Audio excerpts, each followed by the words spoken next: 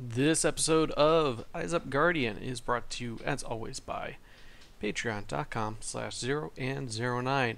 If you want EUG to get its own public RSS feed, then head on over to patreon.com/0and09. Pitch in a buck or two. We get to our monthly objective of $40 a month. Well, then this show gets its own public feed that you can throw in and search and get on iTunes, all that fun stuff. Otherwise, if you can't, spread the word. That helps. And you can always grab the private RSS feed, which you can then put in manually to grab the audio version of the show. But again, every little bit helps. Buck a month, that's all we ask.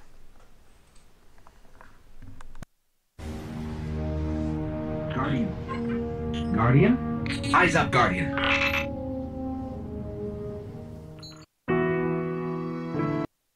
You'd think I'd start getting better at those times, but I don't know that I will, because if I'm checking my settings right, then... Oh no, we're okay. We're okay. Thought we were streaming to something else, but we're not. Thought I had things going for Friday Night Smite, but we did the Unwashed Asses Monday, so we're okay. Definitely check that episode out. We had a ton of fun with Mezzafesto and myself. Really, really good episode. But we're not here to talk about that. We're here to talk Destiny. So, took a little bit of time and actually put together some show notes, did a little bit of research as far as what it is we want to talk about and what's going on in the game.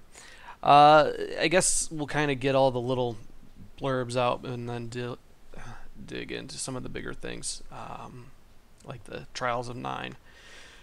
So, as I was going through the different sites and getting everything reconfigured for streaming and whatnot, I noticed that Twitch has a bunch of extensions. And of course, you can do the ones for like Streamlabs, which allow donations and gifts and all that other fun stuff for the audience. But since I don't have one of those, I was looking at the others.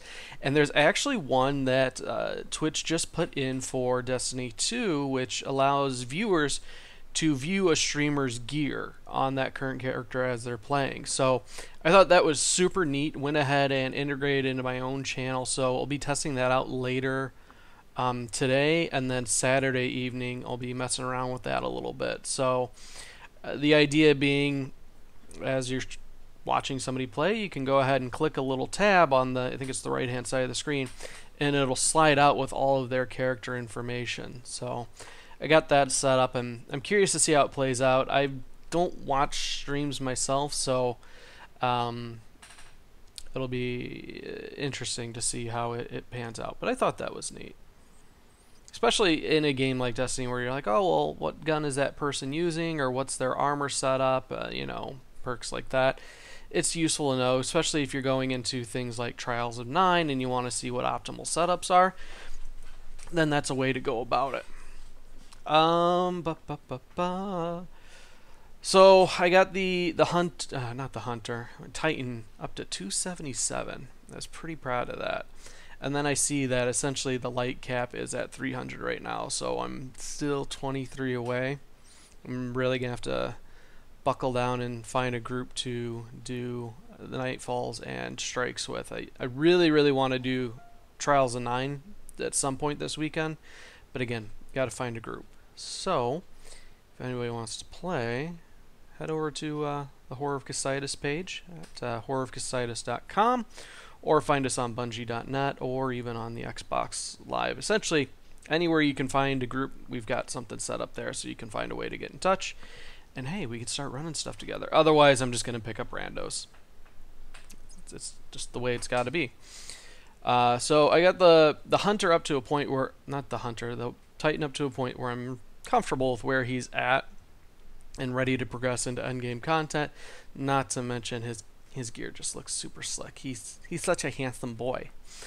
So I started playing on my Hunter then, because I do want to finish out the achievements I want to get. So that means I have to play through on my Hunter and then on my Warlock to get each of the 3 subclasses. So over the course of 2 days, I was able to get the Hunter up to level 20, and got her up to 271. And in the first Destiny, leveling up item level or light level for your characters was relatively easy as long as you had one max level character. So I got my Titan to 400 and then just would collect end game gear for him, with him to infuse into the other characters' gear itself. Because, again, I'm vain. I like my characters to look pretty. So I had already found those sets. Most of it was like Iron Banner Regalia. And the idea was then, okay, well, we'll take this level 400 piece and then we'll infuse it into that other character's gear and just pump up the light level. So since the Titan's my main, I did the same thing with Destiny 2 and got him up, like I said, to 277 and had been collecting. Like, gear reliably drops at 266 for him. So I had been stockpiling and squirreling away a lot of that stuff. I got one of each of the armor pieces. I grabbed, some of my favorite weapon types and dumped them into the vault. So when my hunter got up to level 20, it's like, okay, let me go grab all this stuff. We'll infuse it, and then, I should have another like 270-ish type character. Well, lo and behold, that system doesn't quite work the same. Bungie apparently took notice, and while it's still a very alt-friendly game with all the inventory being shared, you actually have to work on your alts now if you want to get those light levels up. What I ran into was weapons, you can still infuse one into the other, but when it comes to armor pieces, you can't infuse Titan gear into Hunter gear into Warlock gear. Essentially, you need that same class type to infuse that gear into that armor piece, which sinks. So I'd been stockpiling all his gear, which was essentially then useless. I still got some legendary shards out of it, but it means now that I have to go out and then play my alts if I want to get them fully geared up outside of their weapons. Now, that being said, because I was able to get them higher light level weapons, it offset the light level average quite a bit. So I had lower level armor, but the weapons were still pretty high up. So it brought the overall average up, which meant then that I was able to get armor pieces more easily of a much higher light level. So the catch-up game went pretty quick. Was able to get the Hunter up to 271, and I'm comfortable with her at this point. I'm not nearly as comfortable playing the Hunter and Warlock as I am the Titan, just in terms of controls, and I miss having the shield, but there's perks. Like, I love the Hunter's ability to do like a quick dash and automatically reload your weapon.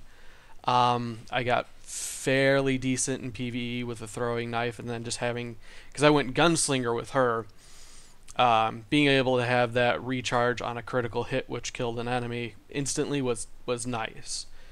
But beyond that, so I got her up to 271 and then started working on the Warlock. So Warlock he's not even level 10 yet, and I don't know, playing through the story a third time around, I find myself now I'm just skipping all of the cutscenes. I'm paying them no mind whatsoever because it's become a bit of a slog where I'm just checking off these boxes to get the character leveled up and get them to a certain point.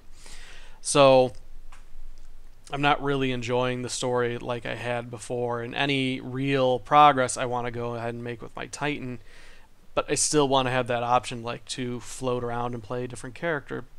It's the completionist in me. I mean, it does really nothing for me personally, but I want it nonetheless. So I'd like to have him up to 20 by the end of next week. We'll see.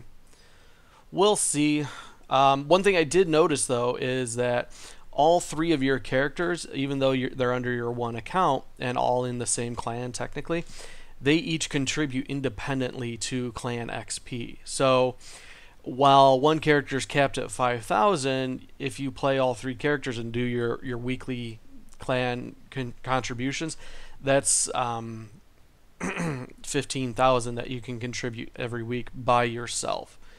So in theory, you could triple the output of your clan by having everybody roll in with their alts too. Now, Not everybody's going to want to do that. I'm finding myself more doing it just because I like playing alts. And then 2, since nobody else has joined the clan yet, I need to contribute in every way I can to start getting those clan rewards. So it's a nice little bonus that I turned up here.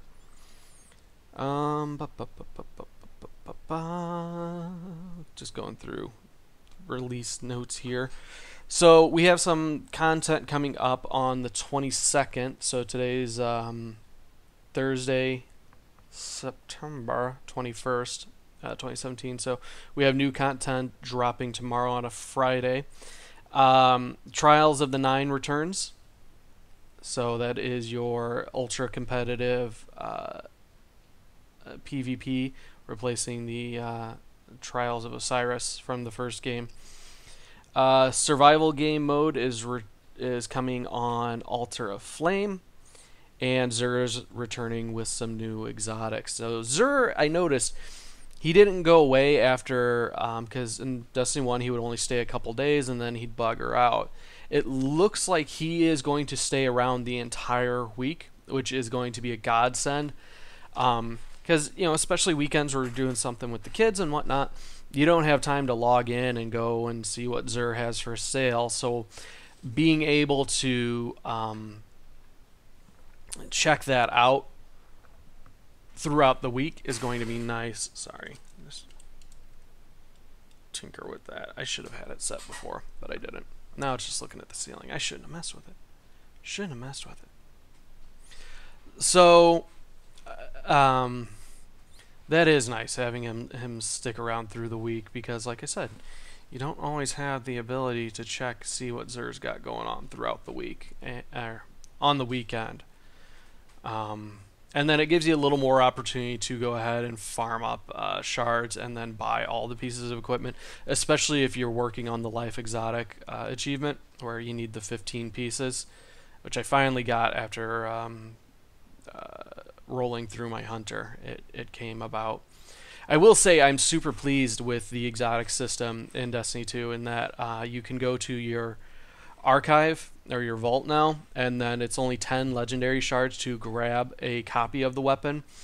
So I on my hunter I grabbed Cold Heart and then the solar hand cannon, because I have the exotic pants for the hunter, which improves your draw speed on the hand cannon.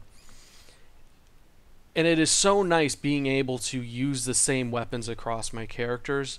I felt in Destiny 1, like, my Titan obviously got the pick of the lot. He always got the best equipment, but when it came time to playing on my alts, I didn't necessarily want to move everything to the vault, log out, get on the other character, grab the stuff with them.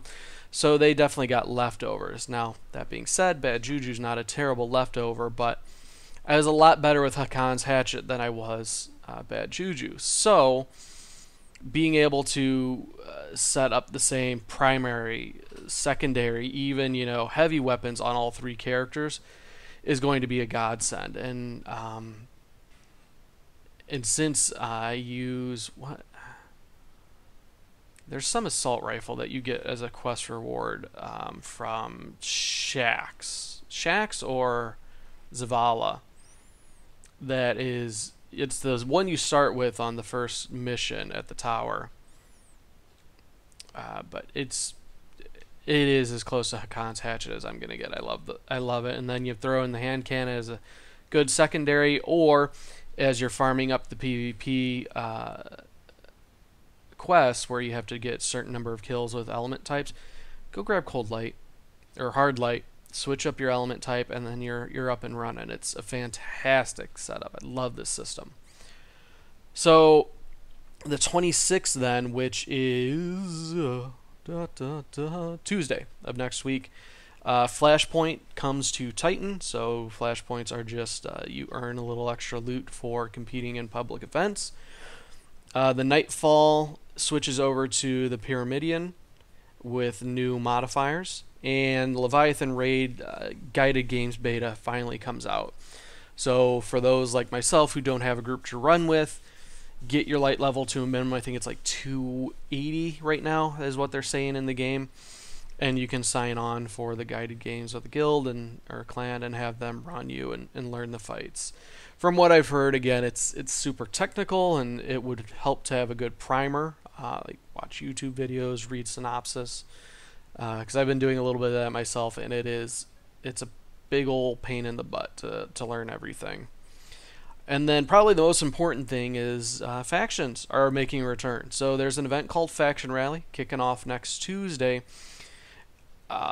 We don't have any details as far as what exactly is going to happen with it, aside from that factions are returning. So Dead Orbit, Future War Cult, and New Monarchy are all making a return. We don't know if it's going to be using a similar system in Destiny 1 as, like you're going to get a faction token, you can contribute different items out of your inventory to increase rep. Don't know how any of it's going to work yet, but I am excited to see that return. It's another great way to earn loot and gear, and usually they have some pretty nice exclusives for the factions. Myself, I'm a huge fan of the Dead Orbit, so those go to the Titan. I think I did New Monarchy for the Warlock, and then Future War Cult for the Hunter. But again, it's all going to be based on how they get everything squirreled away. Now, if it is a thing of everybody shares the same inventory and you get those tokens to turn in like you do with every other faction thus far, I might just roll all 3 characters into Dead Orbit, and then just grind out stuff and get them all kitted out. So it'll be nice to see. We already do have their social spaces set up in the tower itself, so you can go find banners hanging for them everywhere. I want to say Dead Orbit's somewhere near the hangar, much like they were in the first game. New Monarchy is near Ikora and Hawkgirl. I can't remember their names. I'm terrible at this. And then Future War Cult, I don't remember where they're at, but they have probably the nicest space where it is set up. They have like little chairs, and you go up this ramp, and it's this nice little secluded space, much like it was in the first game, and the others are just kind of hanging out. So that's really going to cover the little odds and ends. Probably the biggest thing that I wanted to get into this week was the Trials of 9. I enjoy the lore in Destiny. They tease it out, but not to the same success of the Souls series and Bloodborne, where you pick up little bits of the story here and there from the items and the weapons and everything's and items that you can scan in the game. But for whatever reason, Bungie didn't really handle it as well. It didn't have the same impact. You can delve into the lore, but I don't know. Like, if you look at like the Bloodborne subreddit, it was full of people trying to figure out all the pieces, whereas in Destiny, it seems like there's only a couple people that really delve into the lore.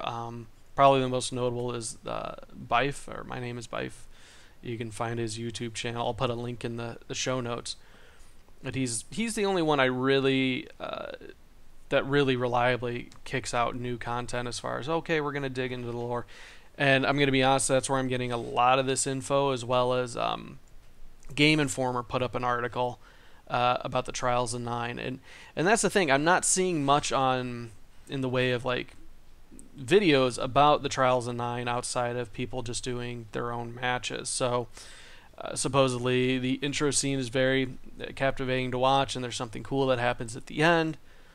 It took me a little while to turn those up, but essentially the way it breaks down is you're going to have 2 teams of 4 Guardians. Once you have those, you can roll into this new competitive PvP mode in a isolated area that is located on the 3rd spire in Eternity. So the tooltip says you have no idea where it is, but somehow you know exactly how to get there. So it's this MC Escher looking space with shapes and a big tower and nothingness around you. But there is a new character there who is another agent of the 9, much like Xur, called the Emissary. So the Emissary seems to be focused more on combat and judgment, on She actually does make reference to Shax, who, as you know, heads up the Crucible events for the Vanguard at the tower. Makes a lot of references. She makes a lot of references to different things within the world, saying that she's nothing like them. But the idea of it is very similar to what we had with the Trials of Osiris, where you enter into these PvP matches, and as you win, you make your way up this tower.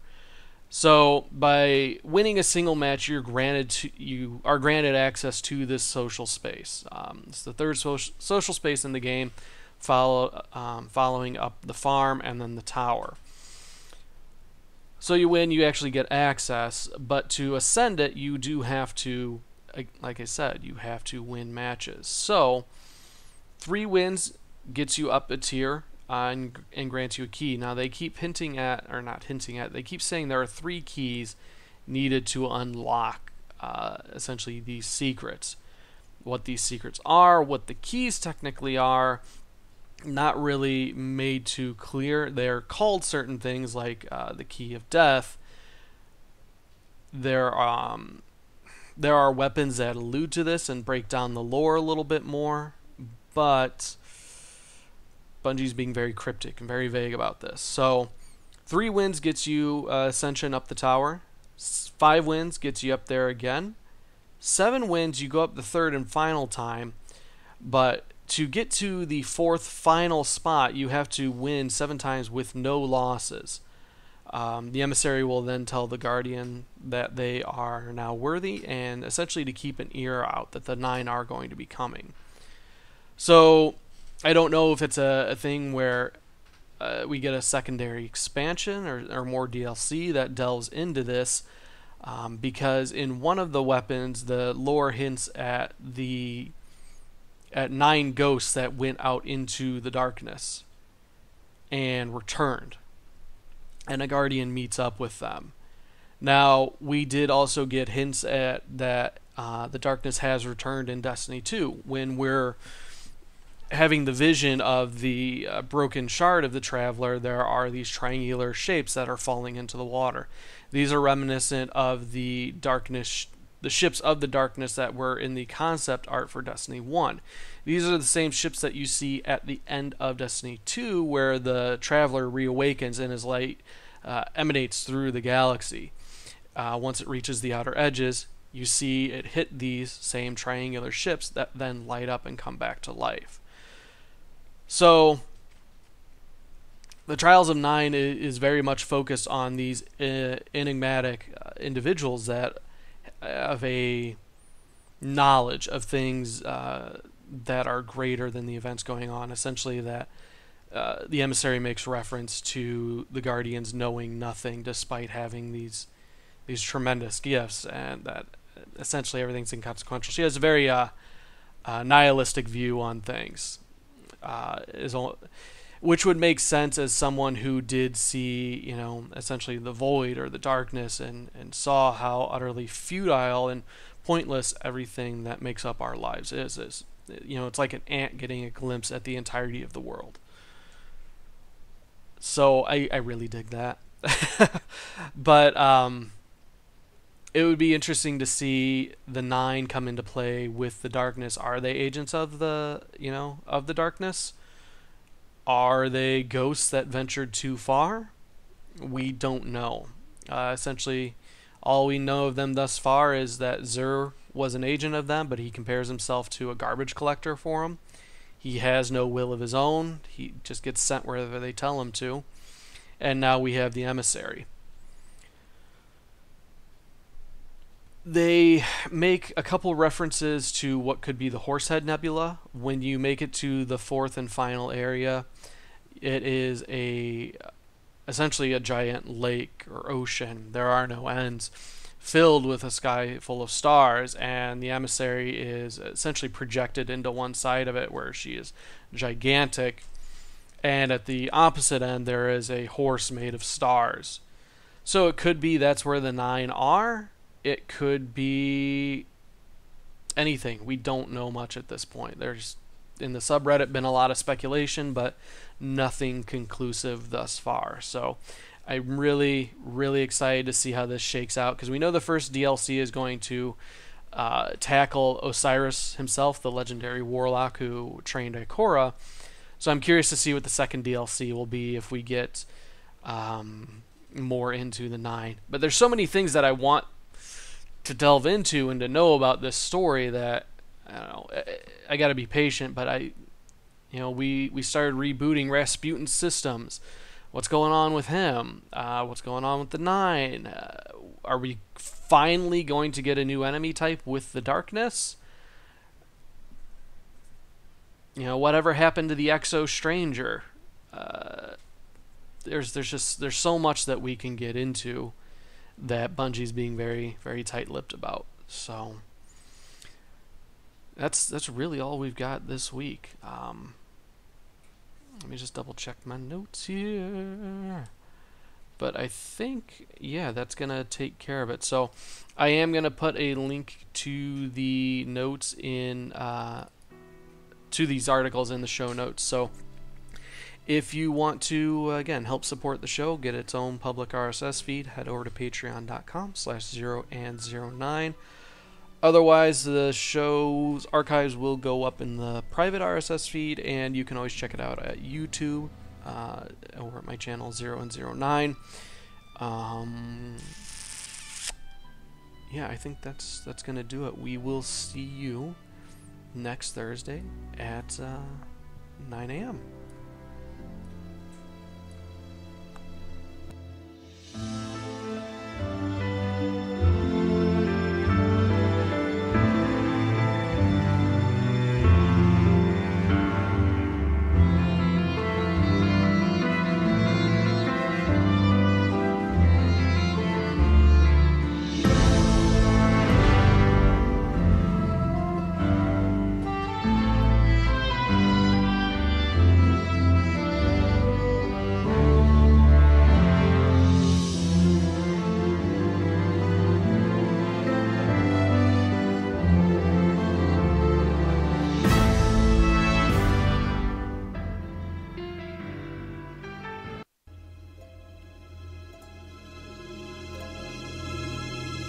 This show is part of the HFC Gaming Network.